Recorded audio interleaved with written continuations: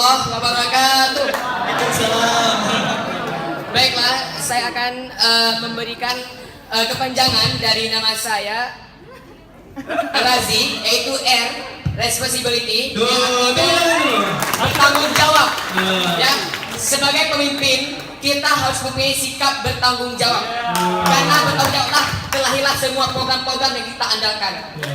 Kemudian A, antusias, yaitu berpartisipasi. Kegiatan ini karena Allah saya berpartisipasi.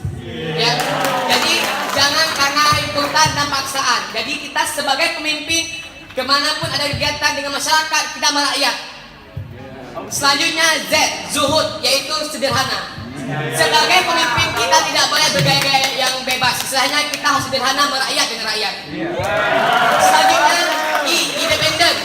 Kita harus mempunyai sikap independen ataupun netral. Tidak boleh memihak antara A dengan B. Kita sama semua.